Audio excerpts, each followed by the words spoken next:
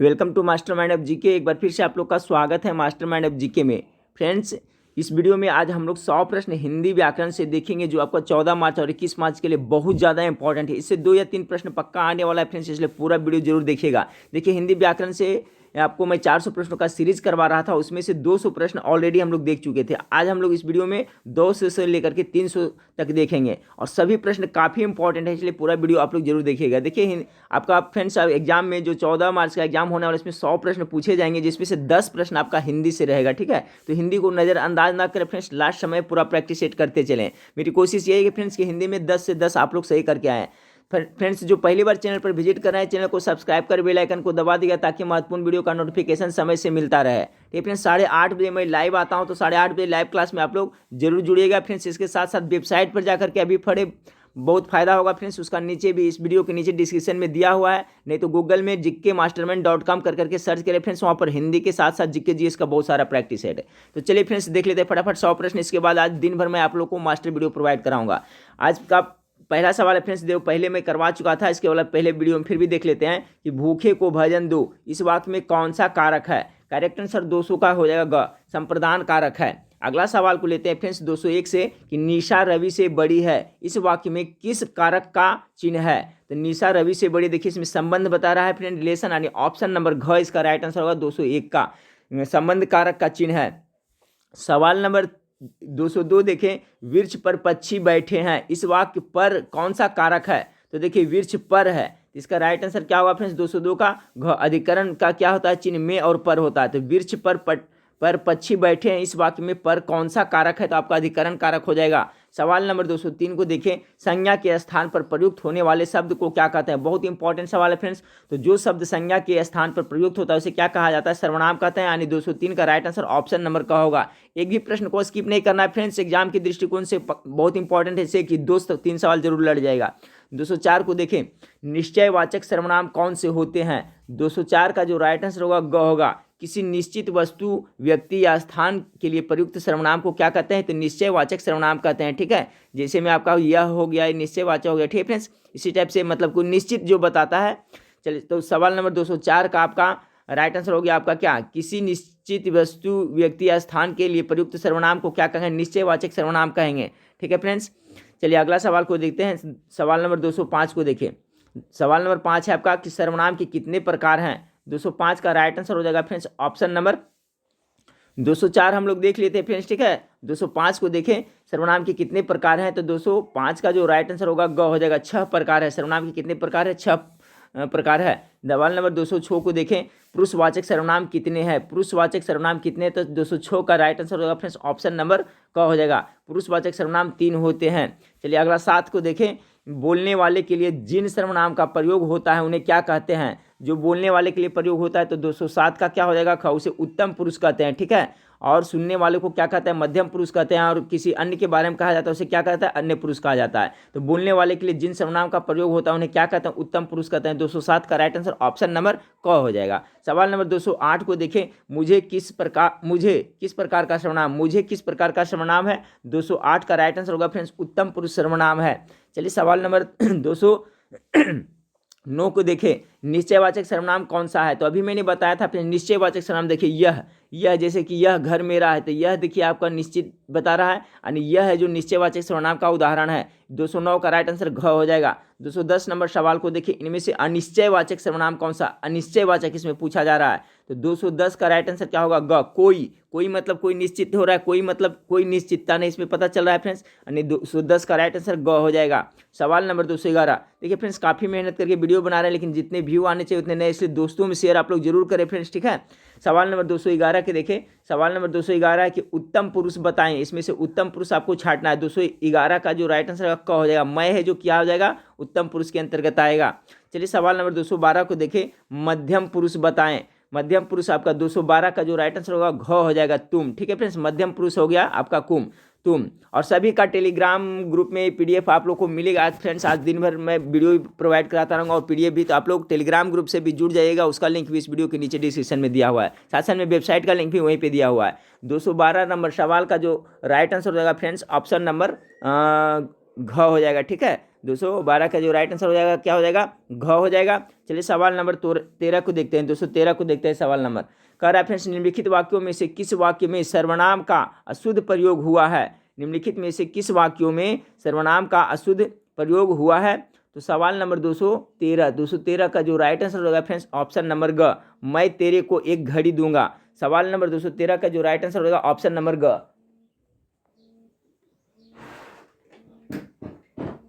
ठीक है फ्रेंड्स, सवाल नंबर 213 का जो राइट आंसर हो गया क्या हो गया, ऑप्शन नंबर ग हो गया। इसमें आपका गलत प्रयोग हुआ है। चलिए सवाल नंबर 214 को देखते हैं। सवाल नंबर 214 आपका फ्रेंड्स संबंधवाचक सर्वनाम बताएं। 214 का राइट आंसर ऑप्शन नंबर ग हो जाएगा, जो। ठीक है, संबंधवाचक सर्वनाम क्या है, तो जो इसमें जो आपका संबंधवाचक सर्वनाम है। 214 का राइट आंसर ग होगा। 215 नंबर सवाल देखिए, विशेषण के कितने भेद होते हैं। विशेषण के कितने भेद होते हैं, तो 215 का राइट आंसर ऑप्शन नंबर ख, 4 भेद होते हैं। विशेषण के मुख्य रूप से 4 भेद होते हैं। 215 का ग। सभी प्रश्न है जो व्याकरण से फ्रेंड्स, इससे सवाल आपको जरूर आएगा। सवाल नंबर 216 के देखिए, कौन सा शब्द विशेषण है, इसमें से कौन सा शब्द विशेषण है। 216 का राइट आंसर गेस करें। इस टाइप का प्रश्न आपको पक्का पूछा जाएगा। 4 दिया रहेगा ऑप्शन में फ्रेंड्स, और कौन सा विशेषण कौन सा संज्ञा से छाटा जाएगा, छाटने के लिए पूछेगा। तो 216 नंबर सवाल का राइट आंसर अगर निपट। ठीक है, निपट है कौन सा शब्द विशेषण, तो निपट मतलब होता है आपका विशेषण शब्द है। अब मात्र, खर्च, चुपचाप, ये सब ये संज्ञा के अंतर्गत आता है। फ्रेंड निपट है जो क्या है, इसमें आपको विशेषण है।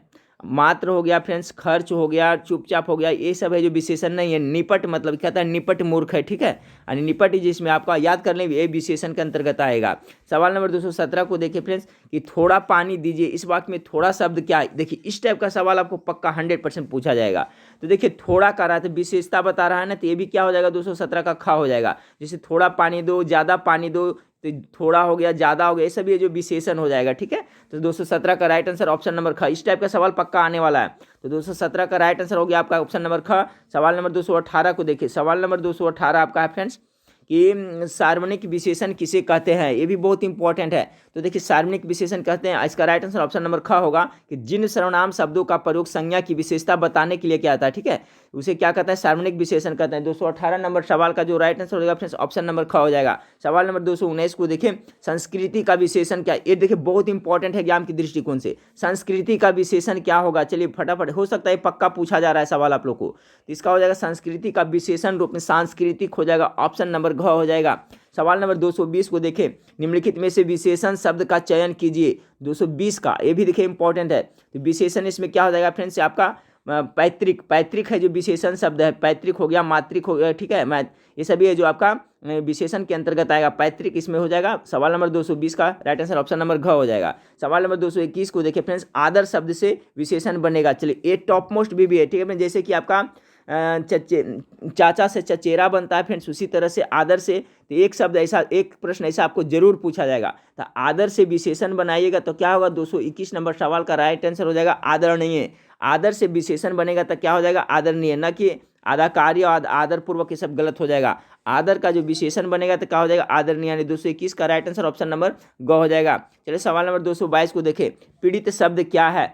पीड़ित शब्द क्या है 222 नंबर का, तो देखिए पीड़ित हो गया आपका विशेषता बता रहे हैं, विशेषण है, ऑप्शन नंबर ग इसका राइट आंसर होगा। सवाल नंबर 223 को देखिए, किस वाक्य में अच्छा शब्द का प्रयोग विशेषण के रूप में हुआ है। अब देखिए इसमें आपको छूटना, अच्छा एक ऑलरेडी विशेषण है फ्रेंड्स, तो किसमें मतलब प्रयोग हुआ है के रूप में, विशेषण के रूप में हुआ है। तो 223 नंबर सवाल का, यह स्थान बहुत अच्छा है। देखिए विशेषता बड़ा, यह स्थान अच्छा है, इसमें विशेषण के रूप में प्रयोग हुआ है। तुमने अच्छा किया जो आ गए, इस अच्छा तुम घर जाओ, अच्छा है वह अभी, इसमें किसी में विशेषण का प्रयोग नहीं हुआ है।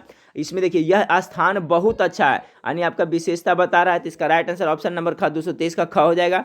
सवाल नंबर 224 को देखें, जो शब्द मूल रूप से विशेषण होते हैं उन्हें क्या कहा जाता है। बहुत इंपॉर्टेंट सवाल 224 का, जो शब्द मूल रूप से विशेषण होते हैं उन्हें क्या कहा जाता है। 224 का जो राइट आंसर होगा ऑप्शन नंबर क हो जाएगा, उसे व्युत्पन्न विशेषण कहते हैं। जो शब्द मूल रूप से विशेषण होते हैं उन्हें क्या कहा जाता है, व्युत्पन्न विशेषण कहा जाता है। सवाल नंबर 225 को देखें फ्रेंड्स, 25 को देखें कि निम्न में से कौन सा अपूर्णक बोधक संख्यावाचक विशेषण के उदाहरण है। अपूर्णक बोधक संख्यावाचक विशेषण का उदाहरण कौन है। सवाल नंबर 225 का जो राइट आंसर होगा फ्रेंड्स ऑप्शन नंबर ख हो जाएगा। ठीक है, यानी कि आधा, पाव, तिहाई, डेढ़, पौन, ये सभी है जो फ्रेंड्स अपूर्णांक बोधक संख्यावाचक विशेषण का उदाहरण है। 225 का राइट आंसर ऑप्शन नंबर ख हो जाएगा। ठीक है, चलिए सवाल नंबर 226 को देखिए। सवाल नंबर 226 आपका है, निम्नलिखित में से विशेषण चुनना है। इसमें आपसे कौन सा विशेषण है चुने? 226 का जैसे थोड़ा, ये आपका विशेषण हो गया। थोड़ा, ज़्यादा भी मैंने बताया कि सभी विशेषण के अंतर्गत आएगा।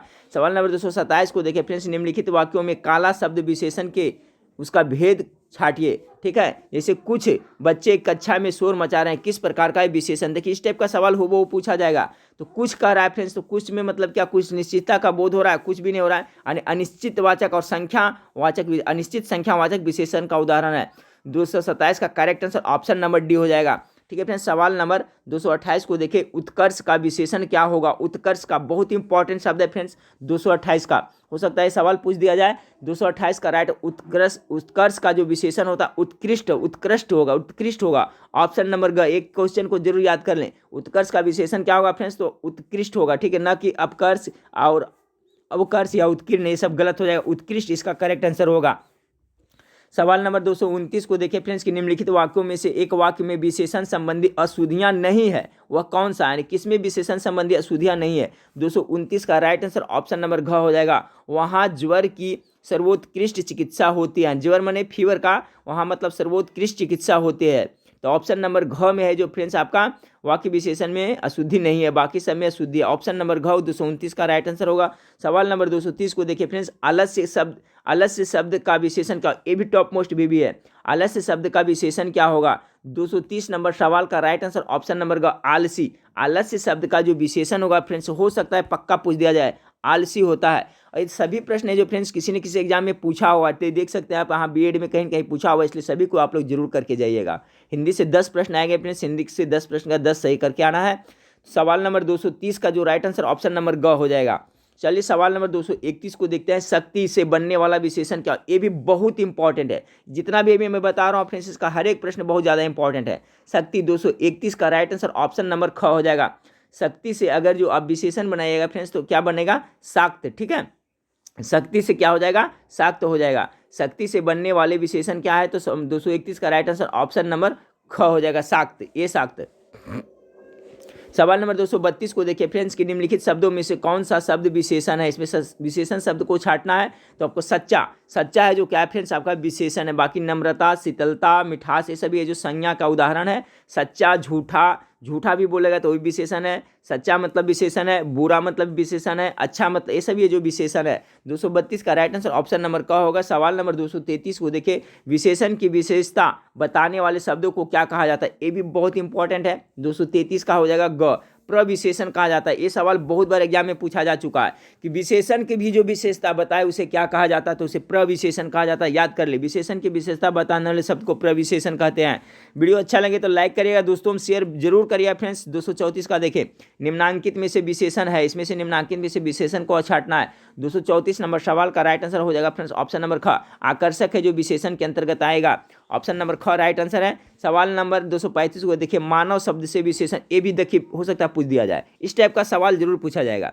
मानव शब्द से विशेषण बनेगा तो क्या हो जाएगा? सभी का जवाब पता होना चाहिए। मानव से हो जाएगा आपका मानवीय, मानवता कहिएगा फ्रेंड्स तो नाउन हो जाएगा। ध्यान रखिएगा, ये सब सवाल में आपको कंफ्यूज हो जाते हैं स्टूडेंट। मानव से अगर मानवता कहते हैं तो ये हो जाएगा आपका, क्या हो जाएगा? ये आपका संज्ञा हो जाएगा। लेकिन मानव से जब विशेषण बनाना है, मानव से जब विशेषण बनाए तो मानवीय इसका राइट आंसर होगा। बहुत अच्छा सवाल है ये सॉरी 235 नंबर सवाल का राइट आंसर ऑप्शन नंबर घ होगा, मानवीय करेक्ट आंसर हो जाएगा। सवाल नंबर 236 को देखें, पाणिनि का विशेषण क्या होगा? सॉरी, पाणिनि का विशेषण क्या होगा? 236 नंबर सवाल का राइट आंसर क्या होगा फ्रेंड्स? ऑप्शन नंबर ख, पाणिनीय। एक भी सवाल को स्किप नहीं करना फ्रेंड्स, ध्यान रखिएगा। ठीक है, एक तरह से आपका मास्टर वीडियो प्रैक्टिस सेट है, इसको करके जाना आपको जरूरी है। मैं सभी तरह का वीडियो आप लोग को प्रोवाइड करा रहा हूँ, हिंदी का भी फ्रेंड्स, आपका जीके जीएस के साथ साथ में आपका मैथ का सोल्यूशन भी प्रोवाइड करा रहा हूँ। अभी से मैथ का सोल्यूशन आज जाएगा फ्रेंड्स। तो पाणिनि का विशेषण क्या होगा? तो सवाल नंबर 236 है। सवाल नंबर 236 का जो राइट आंसर हो जाएगा फ्रेंड्स आपका ऑप्शन नंबर क्या हो जाएगा? ख हो जाएगा। ठीक है, सवाल नंबर 236 का जो करेक्ट आंसर हो जाएगा ऑप्शन नंबर ख, पाणिनीय। चलिए सवाल नंबर 237 को देखें, इनमें से गुणवाचक विशेषण कौन सा है? छाटें। 237 का हो गया गुणवाचक। गुण कौन बता रहा है? तो नया देखिए, नया है जो आपका क्या बता रहा है, गुण बता रहा है, नया पुराना। चौगुना संख्यावाचक हो जाता है, तीन भी संख्यावाचक होता है, कुछ भी हो जाए अनिश्चयवाचक हो जाता है, लेकिन नया पुराना ये सभी जो गुणवाचक विशेषण के अंतर्गत आए। ख इसका राइट आंसर हो जाएगा। सवाल नंबर 238 को देखिए, काम का नाम बताने वाले शब्द को क्या कहते हैं। काम का नाम बताने वाले शब्द को क्या कहते हैं फ्रेंड्स, तो उसे हम लोग क्रिया कहते हैं। ठीक है, काम का जो, बहुत अच्छा सवाल, काम का नाम बताने वाले शब्द को क्या कहते हैं, तो 238 का राइट आंसर ऑप्शन नंबर ग क्रिया कहते हैं। सवाल नंबर 239 को देखिए, किस वाक्य में क्रिया वर्तमान काल में है। किस वाक्य में जो क्रिया आपका वर्तमान काल में है, तो 239 का जो राइट आंसर होगा फ्रेंड्स ख हो जाएगा। मैं तुम्हारा पत्र पढ़ रहा हूँ, ये देखिए प्रेजेंट टेंस में लग रहा है फ्रेंड्स, आपका वर्तमान काल में प्रेजेंट टेंस में लग रहा है, मैं तुम्हारा पत्र पढ़ रहा हूँ, वर्तमान में है। चलिए सवाल 239 का ख हो गया राइट आंसर। सवाल नंबर 240 को देखें, काल के कितने भेद होते हैं, तो काल का कितने भेद होते हैं फ्रेंड्स। सवाल नंबर 240 का राइट आंसर मुख्य रूप से 3 भेद होते हैं, यानी ख, काल के कितने भेद होते हैं, मुख्य रूप से 3 भेद होते हैं। सवाल नंबर 241, चिड़िया आकाश में उड़ रही, इस वाक्य में उड़ रही क्रिया किस प्रकार की है। इस टाइप का सवाल तो जरूर पूछा जाएगा। तो सवाल नंबर है कि 241, चिड़िया आकाश में उड़ रही, इस वाक्य में उड़ रही क्रिया किस प्रकार की है। 241 नंबर सवाल का जो राइट आंसर होगा फ्रेंड्स ऑप्शन नंबर ए अकर्मक है। चिड़िया आकाश में उड़ रही, देखिए इसमें कर्म कहीं पे नहीं दिया हुआ, यानी 241 का जो राइट आंसर ऑप्शन नंबर का हो जाए अकर्मक क्रिया। सवाल नंबर 242 को देखें, क्रिया के मूल रूप को क्या कहते हैं। बहुत इंपॉर्टेंट, क्रिया के मूल रूप को धातु कहते हैं। ये सब सवाल को याद कर लीजिएगा, ये दोनों प्रश्न इंपॉर्टेंट फ्रेंड्स। जैसे कि इसमें कह रहा था आपका कि चिड़िया आकाश में उड़ रही है, इस वाक्य में उड़ रही क्रिया किस प्रकार की है, इसमें कर्म कहीं नहीं, इसलिए आपका 241 का ए हो गया, अकर्मक क्रिया हो गया। और दूसरा कह रहा है क्रिया के मूल रूप को क्या कहते हैं, तो धातु कहा जाता है, याद करें। 242 का राइट आंसर ऑप्शन नंबर घ हो जाएगा। चलिए सवाल नंबर 243 को देखते हैं फ्रेंड्स, कि क्रिया के होने का समय तथा उसकी पूर्णता और अपूर्णता का बोध किससे होता है। बहुत अच्छा सवाल। 243 का ख, काल कहते हैं उसे। क्रिया के होने का समय तथा उसकी पूर्णता और अपूर्णता का बोध किससे होता है, तो इसका राइट आंसर ख हो जाएगा, काल। चलिए सवाल नंबर 244 को देखते हैं, जिस क्रिया के कार्य का फल कर्ता को छोड़कर कर्म पर पड़ता है उसे क्या कहते हैं। 244 का राइट आंसर हो जाएगा फ्रेंड्स, क्या कहते हैं उसे, सकर्मक क्रिया कहते हैं। कि जिस क्रिया के कार्य का फल कर्ता को छोड़कर कर्म पर पड़ता है तो उसे क्या कहेंगे, सकर्मक कहेंगे। 244 का राइट आंसर ऑप्शन नंबर ख हो जाएगा। चलिए सवाल नंबर 245 को देखिए फ्रेंड्स, किसी वाक्य में क्रिया भूतकाल में नहीं है। नीचे आपका 4 वाक्य दिया है, किसमें जो भूतकाल में नहीं है, तो 245 का देखिए वह पढ़ रहा था, इसमें है फ्रेंड्स। ठीक है, उसके बाद में आपका उसने पढ़ाई की, इसमें भी है। वह पढ़ने वाला है, इसमें आपका नहीं है, ऑप्शन नंबर ग इसका राइट आंसर। उसने पढ़ाई कर ली थी, इसमें भी भूतकाल है। वह पढ़ने वाला है, इसमें आपका भूतकाल में नहीं है, ऑप्शन नंबर ग 245 का राइट आंसर होगा। सवाल नंबर 246 को देखिए, भूतकाल के कितने प्रकार होते हैं, तो 246 का जो राइट आंसर होगा फ्रेंड्स ऑप्शन नंबर ग, भूतकाल के टोटल 6 प्रकार होते हैं। 247 नंबर सवाल को देखिए, कौन सा क्रिया नहीं है, इसमें से क्रिया कौन सा नहीं है, छांटना है। 247 का ख, गिरवाना क्रिया है, चलाना क्रिया है, लिखवाना क्रिया, छाया आपका क्रिया नहीं है। ठीक है, ऑप्शन नंबर ख, ऑप्शन नंबर ख राइट आंसर होगा 247 का। 248 नंबर सवाल को देखिए, निम्नलिखित क्रियाओं में से कौन सी क्रिया अनुकरणात्मक नहीं है। अनुकरणात्मक क्रिया इसमें से कौन सा नहीं, बहुत इंपॉर्टेंट 248 का। तो देखिए, फड़फड़ाना, मिमियाना, हिनहिनाना, ये सभी अनुकरणात्मक है फ्रेंड्स। झूठलाना है जो आपका नहीं होगा, यानी 248 का राइट आंसर ऑप्शन नंबर ग हो जाएगा। 249 नंबर सवाल को देखिए, 249 नंबर सवाल, कौन सा शब्द सकर्मक क्रिया है। 249 का सकर्मक क्रिया इसमें से कौन सा है फ्रेंड्स, गेस करिए। ये सवाल पक्का पूछा जाएगा सकर्मक अकर्मक से, तो कौन सा इसमें सकर्मक है। तो देखिए सवाल नंबर 249 का राइट आंसर ऑप्शन नंबर लिखना है। ठीक है, हंसना, पढ़ना, सोना, ये सब तो स्वयं का हो जाता है, इसमें कर्म की आवश्यकता नहीं होती है। फिर लिखना मतलब पत्र लिखना। ठीक है, फिर कुछ लिखना होता है तो इसमें आपका सकर्मक, इसमें कर्म आता है ज़्यादा। यानी ऑप्शन नंबर ग, लिखना याद रखिएगा, एक सकर्मक क्रिया है। हंसना, पढ़ना, सोना, ये सब अकर्मक क्रिया है। 250 नंबर सवाल को देखिए, रचना की दृष्टि से क्रिया के कौन से भेद हैं।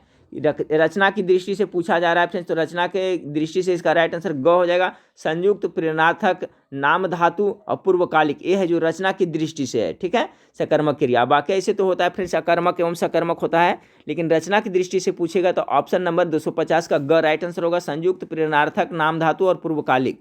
चलिए सवाल नंबर 251 को देखते हैं फ्रेंड्स, कि क्रिया के जिस रूप से यह अभ्यास होता है कि भूतकाल में होने वाली क्रिया का होना किसी अन्य क्रिया के होने पर निर्भर है, उसे क्या कहते हैं। कहता है क्रिया के जिस रूप से यह आभास होता है कि भूतकाल में होने वाली क्रिया का होना किसी अन्य क्रिया के होने पर निर्भर है, उसे क्या कहते हैं। 251 नंबर सवाल का राइट आंसर ऑप्शन नंबर का हेतु मदभूत कहा जाता है। 251 का ख होगा फ्रेंड्स। 252 नंबर सवाल को देखें, कह रहा है कि जहाँ एक क्रिया के समाप्त होने के एकदम बाद दूसरी पूर्ण क्रिया होने का बोध होता है वहाँ पहली क्रिया को क्या कहते हैं। अच्छा सवाल है कि जिसमें मान ली कोई वाक्य में दो क्रिया है, तो जहाँ एक क्रिया समाप्त होता है, एक समाप्त होने के एकदम बाद दूसरी पूर्ण क्रिया होने का बोध होता है, तो वहाँ पर जो पहली क्रिया है जो समाप्त हो उसे क्या कहा जाता है। 252 का ख यानी उसे तात्कालिक क्रिया कहा जाता है, उसे क्या कहेंगे, तात्कालिक क्रिया। 252 नंबर सवाल का राइट आंसर ख हो जाएगा। सवाल नंबर 253 को देखें फ्रेंड्स कि इनमें से तात्कालिक वर्तमान का उदाहरण कौन सा है। 253 नंबर सवाल का जो राइट आंसर हो जाएगा फ्रेंड्स, 253 नंबर सवाल का राइट आंसर हो जाएगा आपका ऑप्शन नंबर ग।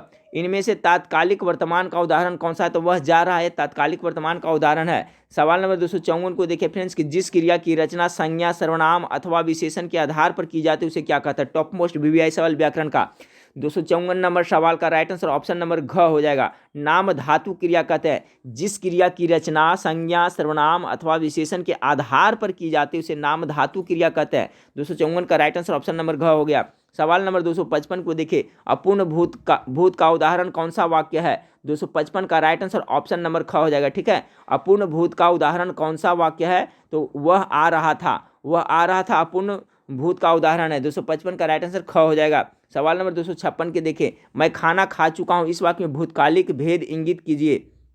खा चुका हूँ, 256 का राइट आंसर होगा पूर्ण भूत हो जाएगा। ठीक है फ्रेंड्स, ऑलरेडी खा चुका हूँ। देखिए मैं खाना खा चुका हूँ, ठीक है, मैं खाना खा, इस वाक्य में भूतकालिक भेद में इंगित करेगा तो पूर्ण भूत हो जाएगा। ठीक है, 256 का ख।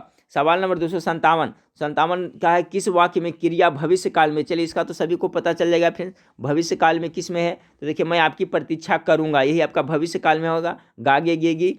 चलिए सवाल 257 का ख हो गया फ्रेंड्स राइट आंसर। सवाल नंबर 258 को देखें, निम्नलिखित वाक्यों में कौन सा ऐसा वाक्य है जिसकी क्रियाकर्ता के लिंग के अनुसार ठीक नहीं है। ठीक है, तो 258 का जो राइट आंसर हो जाएगा ग, हाथी सोती है आपका नहीं, हाथी सोता है। ठीक है, ऑप्शन नंबर ग है जो गलत है। राम आता है, वो घोड़ा दौड़ता है, लड़की जाती, सही है। बाकी आपका 258 का ये ऐसा ही गलत लग रहा है फ्रेंड्स। चलिए सवाल नंबर 259 को देखिए। सवाल नंबर 259 है कि संयुक्त क्रिया किसे कहते हैं। बहुत अच्छा सवाल।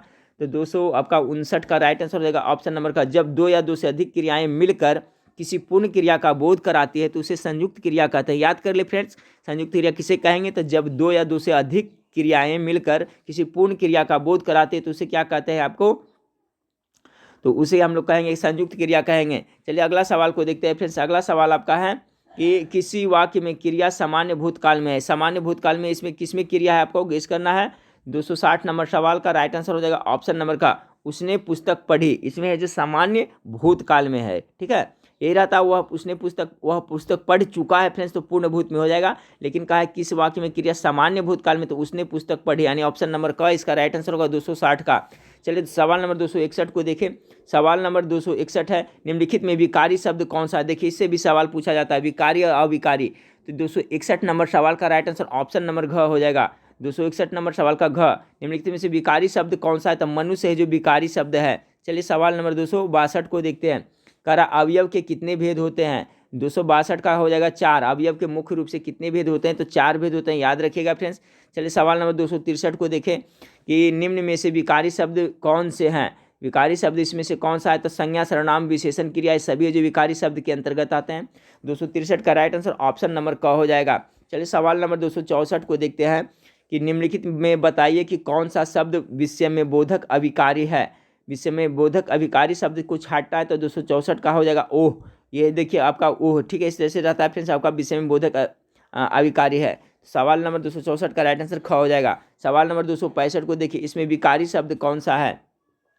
265 का राइट आंसर ऑप्शन नंबर का हो जाएगा हाथी है जो आपका विकारी शब्द है। चलिए अगला शब्द को देखते हैं फ्रेंड्स। देखिए इस तरह से पता चल रहा है संज्ञा है, अब बाकी इधर यहाँ वहाँ ये सब है जो आपका अलग हटके लग रहा है। हाथी है जो विकारी है, जैसे मनुष्य था हो गया था फ्रेंड्स, उसी तरह से। चलिए अगर 66 को देखें, वह चलते चलते अचानक रुक गया। इस वाक्य में अचानक क्या है, चलिए देखिए इस टाइप का सवाल जरूर पूछा जाएगा। तो अचानक क्या है इसमें फ्रेंड्स, वह चलते चलते अचानक रुक गया। अचानक रुक गया यानी क्रिया का विशेषता बता रहा है। टॉप मोस्ट बीबीआई सवाल इस पैटर्न पर आपका एक सवाल या दो सवाल पक्का पूछा जाएगा। वह चलते चलते अचानक रुक गया, ठीक है, सडनली रुक गया। तो इसमें देखिए किसका बोध हो रहा है, क्रिया का बोध हो रहा है ना, यानी क्रिया का विशेषता हो रहा है ना, यानी क्रिया विशेषण है अचानक। ठीक है, चलिए अगला शब्द को देखते हैं। 267 नंबर सवाल, निम्नलिखित में से कौन सा शब्द क्रिया विशेषण है। इसमें से क्रिया विशेषण को आपको छांटना है। 267 का राइट आंसर हो जाएगा ऑप्शन नंबर घ, धीरे धीरे। ये सवाल तो बहुत बार पूछा गया है, जैसे कि दे देगा कि सीता है जो धीरे धीरे बाजार जा रही है, और पूछ देगा इसमें धीरे धीरे क्या है, तो धीरे धीरे क्या है, क्रिया विशेषण का उदाहरण है। ये इस टाइप से सवाल आपको बिहार पुलिस में बहुत बार पूछा जा चुका है। तो धीरे धीरे को हमेशा याद रखिए, क्रिया विशेषण है, अचानक भी उसमें क्रिया विशेषण था। चलिए, तो सवाल नंबर 267 का राइट आंसर ऑप्शन नंबर घ हो गया। सवाल नंबर 268 को देखें, निश्चित शब्द क्रिया विशेषण के किस भेद के अंतर्गत आता है। निश्चित शब्द क्रिया विशेषण के किस भेद के अंतर्गत आता है। 268 नंबर सवाल का राइट आंसर हो जाएगा फ्रेंड्स ऑप्शन नंबर ख, हेतु बोधक के अंतर्गत आता है। निश्चित शब्द क्रिया विशेषण के किस भेद के अंतर्गत आता है, तो 268 का राइट आंसर होगा हेतु बोधक के अंतर्गत आता है। सवाल नंबर 269 को देखें, अविकारी शब्द कौन सा है। 269 का राइट आंसर होगा फ्रेंड्स अविकारी शब्द है ना, यानी इसका घ भीतर है जो अविकारी शब्द है। जबकि मनुष्य, घोड़ा, मोती, जो इतना भी नाउन हो गया फ्रेंड्स, ये सभी जो किसके अंतर्गत, विकारी शब्द के अंतर्गत आते हैं। याद रखिएगा, मनुष्य हो गया, मोती हो गया, घोड़ा हो गया, हाथी हो गया, ये सभी विकारी शब्द है, जबकि भीतर है जो आपका अविकारी शब्द है। चलिए अगला सवाल को देखते हैं फ्रेंड्स, निम्नलिखित में से रूढ़ शब्द कौन सा है। देखिए इससे भी सवाल आपको पूछा जाएगा। 270 का क्या हो जाएगा फ्रेंड्स, आपका रूढ़ शब्द है। तो रूढ़ शब्द देखिए आपका हो गया घ। देखिए रूढ़ शब्द में आपका रूढ़ शब्द को जब खंड करिएगा फ्रेंड्स तो इसका सार्थक अर्थ नहीं निकलेगा, जबकि जो आपका है फ्रेंड्स ये सब शब्द को देखिए करिएगा तो सार्थक अर्थ निकलेगा। जैसे वाचनालय, वाचन जोड़ आलय, विद्या जोड़ आलय, सम जोड़ तल। रूढ़ शब्द का ही पहचान है कि जो शब्द उसको खंड करके देखिएगा फ्रेंड्स तो उसको क्या है, सार्थक अर्थ नहीं, प जोड़ सु, इसका कुछ अर्थ निकलता है, नहीं निकलता है। तो रूढ़ शब्द आपका घ हो गया। सवाल नंबर 271 को देखें, वे शब्द जिनकी व्युत्पत्ति का स्रोत ज्ञात नहीं हो, पता ज्ञात न हो, पता क्या कहलाते हैं। ठीक है, तो क्या कहलाते हैं 271 का राइट आंसर होगा फ्रेंड्स, उसे देशज शब्द कहते हैं। वे शब्द जिनकी उत्पत्ति का स्रोत ज्ञात नहीं हो, पता क्या कहलाते हैं, वो क्या कहलाते हैं फ्रेंड्स, देशज। ठीक है, जैसे कि आपका देशज शब्द के बहुत सा आपका पगड़ी हो गया फ्रेंड्स, इसी सब है जो आपका पगड़ी हो गया, ठेठ हो गया, ये सब उसका उत्पत्ति के बारे में पता नहीं चलता है, तो सब देशज शब्द कहलाते हैं। 271 का क हो गया।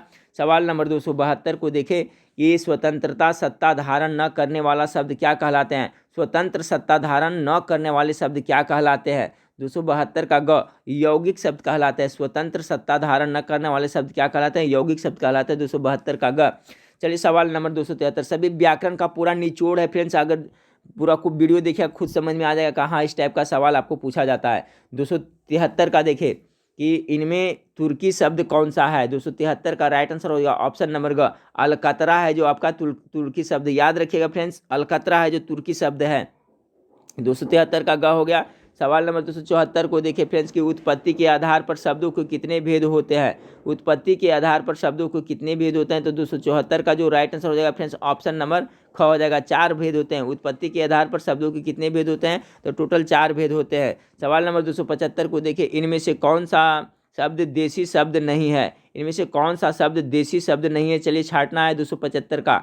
तो आपका फ्रेंड्स आपका डगमग, रोटी, झिलमिल सभी तो देशी शब्द है, यानी इनमें से कोई नहीं। इस टाइप से भी आपको सवाल पूछा जा सकता है। देखिए इनमें से कौन सा शब्द देशी शब्द नहीं है, तो आपका डगमग देशी है, रोटी देशी है, झिलमिल सभी है, यानी इसका राइट आंसर 200 घ हो जाएगा। सवाल नंबर 276 को देखिए फ्रेंड्स कि आपका निम्नांकित में से कौन सा शब्द कृदंत है। कृदंत शब्द को आपको छाट बताना है, तो आपका भिड़ंत है जो कृदंत शब्द के अंतर्गत आया। 276 का ख राइट आंसर हो जाएगा। सवाल नंबर 277 को देखिए, यौगिक शब्द कौन सा, चलिए छाटिए फटाफट।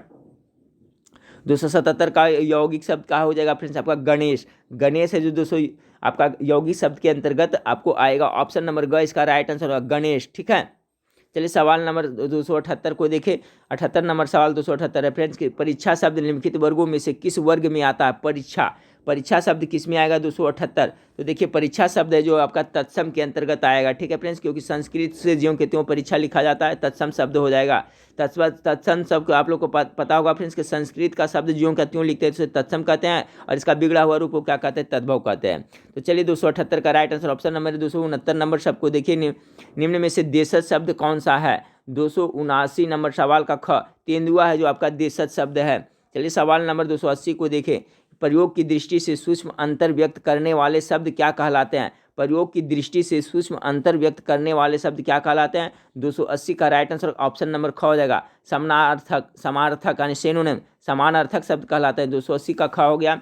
281 नंबर सवाल को देखिए फ्रेंड्स। 281 नंबर सवाल आपका है कि त्रिवेदी कैसा शब्द है, त्रिवेदी कैसा शब्द है। 281 का राइट आंसर तत्सम शब्द है। त्रिवेदी ऐसा देखने से लग रहा है संस्कृत का शब्द है, तत्सम शब्द है। सवाल नंबर 282 को देखिए फ्रेंड्स। 282 देशज शब्द कौन सा है, इसमें देशज शब्द कौन सा है। सवाल नंबर 282 का राइट आंसर कटोरा। देखिए पता चल रहा है ना, कटोरा, लोटा, डोरी, ये सब ये जो देशज शब्द के अंतर्गत आता है।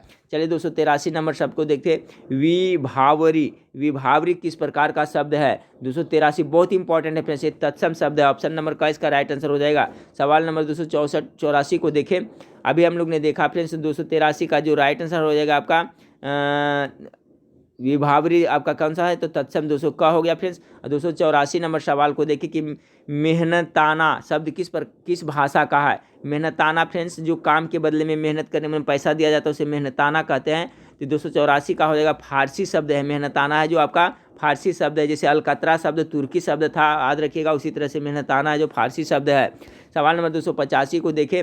निम्न में रूढ़ शब्द कौन सा है। 285 निम्न में से रूढ़ शब्द कौन सा है। 285 का जो राइट आंसर हो जाएगा फ्रेंड्स ऑप्शन नंबर घ हो जाएगा। ठीक है, रूढ़ शब्द इसमें से कौन सा हो जाएगा, वैभव। वैभव है जो रूढ़ शब्द के अंतर्गत आएगा, तो घ इसका राइट आंसर हो जाएगा। 285 का घ हो जाएगा। सवाल नंबर 286 को देखिए फ्रेंड्स। निम्नलिखित में से कौन यौगिक शब्द है। यौगिक शब्द को इसमें छांटना। देखिए स्टेनोग्राफर परीक्षा में पूछा हुआ है सवाल है, बहुत इंपॉर्टेंट है।